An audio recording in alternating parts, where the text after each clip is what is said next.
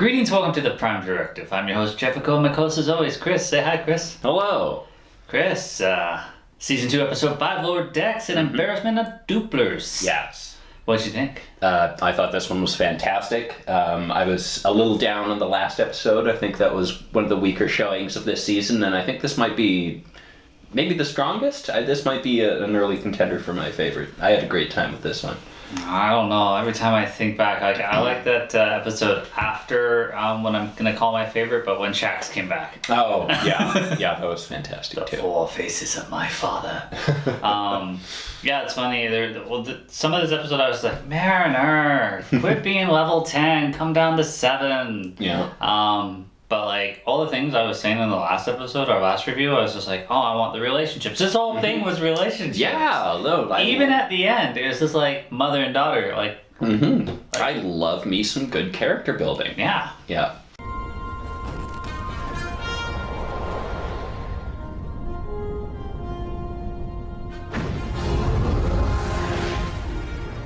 One thing I want to mention is, like, right off the bat with this episode, whenever they just name a species or name a place or name a ship, I'm always trying to figure out, oh, is this a reference? Is this from this episode? Am I dumb for not knowing this?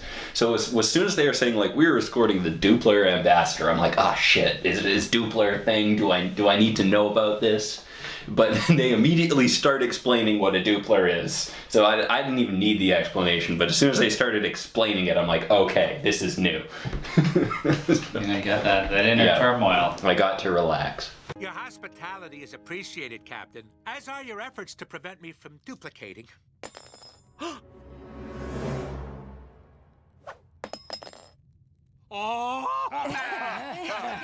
They are escorting the Dupler emissary to Starbase 25, and he involuntarily duplicates as an emotional defense mechanism. It didn't seem to work very well. Like, I wouldn't call that a defense mechanism. Yeah, he never got calmer. Yeah. You would think like, oh god. It's just, and then he's calming. Yeah, he would just be like half as upset in two bodies. Yeah. Yeah. Didn't work. No. Though I would say that would be the ultimate invasion force. Just right? drop him in an inhospitable planet and just be like, so bad, here's a duplicate. Yeah. What do you guys want? Duplicate. He killed my friend, duplicate. I know, right? Like, who needs the conservation of mass? Yeah. Whatever these guys are doing, they're on some serious shit, and Starfleet needs to investigate this. Just popped in my head here. I don't know why I always go here, Chris, but so you have a Dupler girlfriend. Mm-hmm. Do you say something mean in the bedroom to like get her upset, and then like? No, because then you have half a girlfriend. Well, yeah. And just to get her emotional or whatever, and then you have a threesome. Yeah, that's gonna work real great after you pissed her off. Yeah, to fix the problem, you always gotta get in the doghouse. We'll get to Starbase 25 just in time for the command conference. Is that the one with the epic after party? Oh, yeah. Yeah, I recognize the voice. It was Richard Kind. You know Stargate Atlantis. Yes, and I think Stargate the character was Lucian in Stargate Atlantis, or Lucian or something like that. Yeah, that was a favorite for me when I was doing a rewatch. He was a great time. Yeah, I was like, I know that voice, and then I looked at it, I was like, oh sweet, dude from Spin City and like 100 other things. They have a big command conference, and there's a big party afterward. It's well known how big the party is after. Starbase 25 itself, I like the look of. Oh yeah, it's great. We got a good sense of the scale of the ships parked outside. We saw a couple Andorian cruisers and what looked like a Maquis Raider, a couple Federation ships. One ship kind of looked like Georgiou's ship. Oh yeah? I could be wrong, but it kind of looked like it. A little Shenzhou looking thing.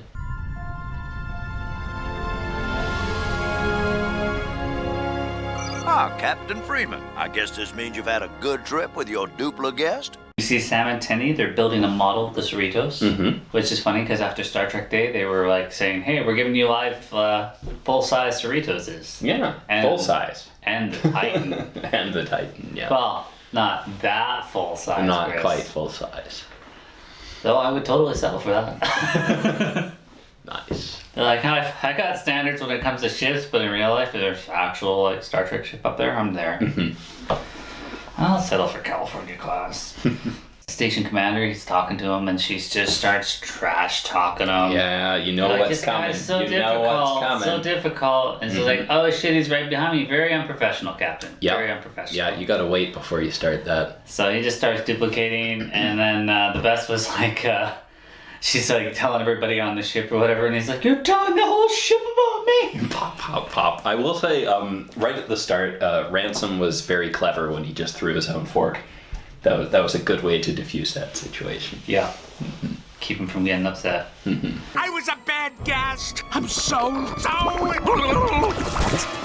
Oh no! I duplicated! This is so embarrassing! Beckett's been telling Boimler, like, hey, like, why don't you pose as your clone? Because there's all the top class ships that get to go there, so that Brad would get to go, but they're off still dealing with the packlets. Still dealing with the pack, but that threat is going to come back. By the end of this season, we're going to see Riker and the Titan again. Well, I mean, they were supposed to allow the Cerritos to go in there because they're battle with the packlets. And by the time we got to the end, they weren't allowed, Chris. Nope. They beam down. We run into some familiar faces. I believe it's a Merzanian. Merzanian, from TNG Alliance. And he pulls a phaser on her. Yeah, the fish people. Not the fish. No, not the... Oh, the blue ones... wrinkly face dude. Yes, the ones that have been conquered like 6 times in the past 50 years or whatever. Yes. I mean, he probably was going to shoot Mariner, but Brad was like, yeah, she strands me all the time. Yeah. She didn't even strand him on the right planet. Yeah. SETI Alpha 4 is not the stranding planet. You know, they say it's a tough one, but Yeah. SETI Alpha 5, that's the one you should see. This is SETI Alpha 5. Aw, crates! Wait, hold on. What's in them? Limited edition Commander Data Bubble Bath. You sure this isn't a lore? A couple might be lores. I really want a limited edition Data Bubble Bath. As long as it's not a lore bubble bath. So some of them might be lore, you never know. Yeah. You just throw that That's what uniform happens when you're dealing with sketchy merchandise. on. Yeah. This is a knockoff. And they don't want to get caught, so they have to run because station security is known for being corrupt. That was the only part of this episode that gave me pause. Yeah, because Starfleet security shouldn't be corrupt. They shouldn't be, current day cops or something, giving people hassles and beating them up or whatever. I don't know if this is private. Why is there a chase? They should be beaming them. That too.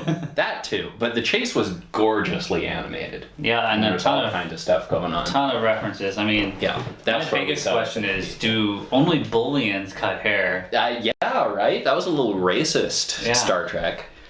Yeah. Dom job haircut. There should be some other races. Like, doesn't anybody else have passion to cut hair? Come on. Okay. Only the bald people? But it's ironic, Jeff. Yeah. Did you get the irony? Yeah. Well, how come all Bolians are bald? Like, come on. Couldn't there be some that aren't? That would be neat. We do see those fish people. Yeah. We also get Sam and Tendi running from the dupers.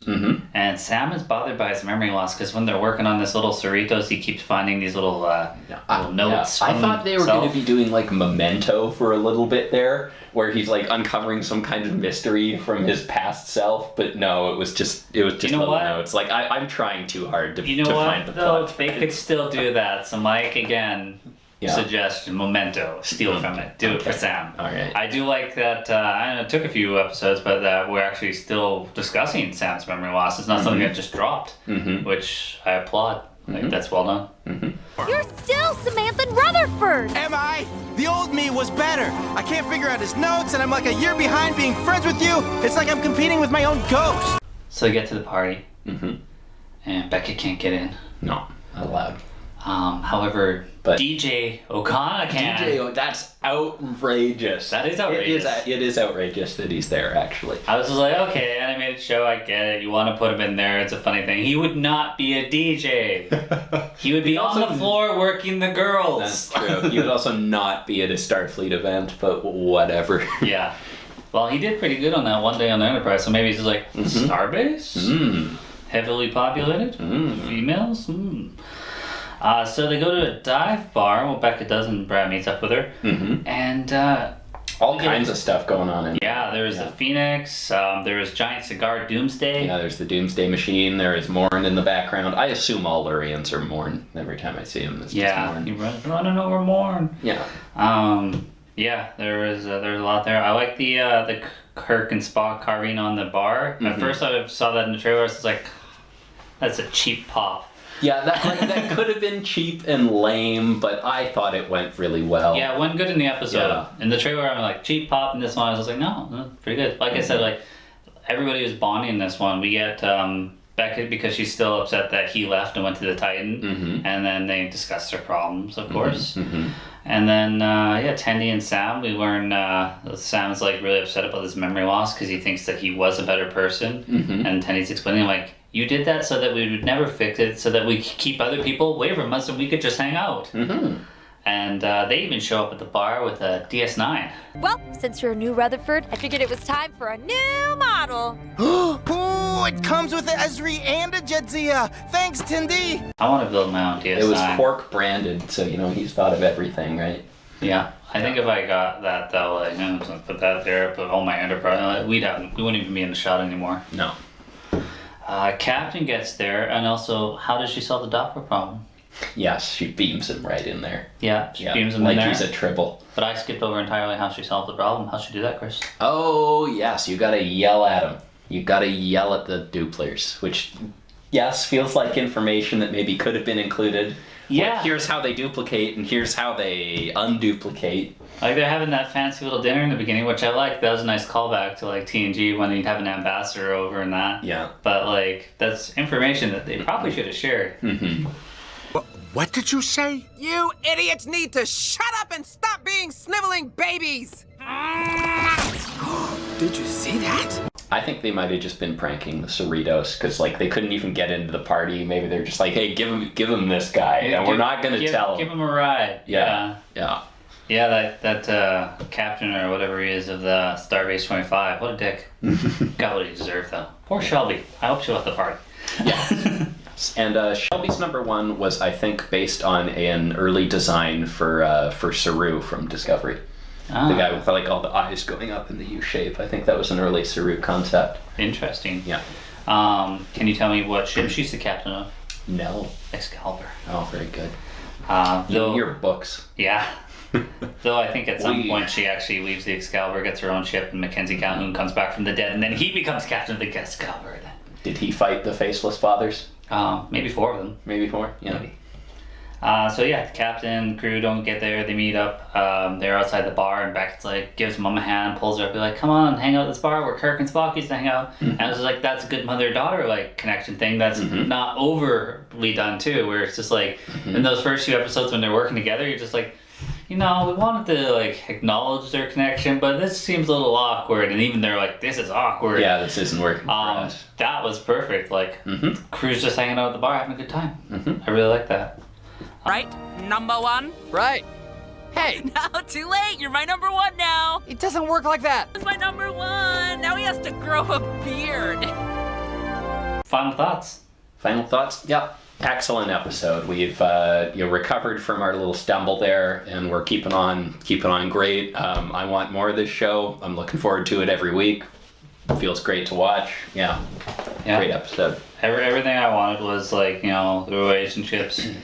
This is called the last episode, and we got it. And what should we call next one? Titan? Let's see Titan next episode, dudes. Yeah. More ships. I was just, when I saw it's 25, I was like, ooh, ships. I was like, give me more ships. Yeah, just keep doing it. Yeah. Maybe, I'm not 100% on anything that came from Discovery, but how about a space whale? Gormagander? Yeah. Gormagander. Yeah, no hairy mud inside this time. No. Cool. Well, as always, see you guys next week, and thanks for watching. See ya.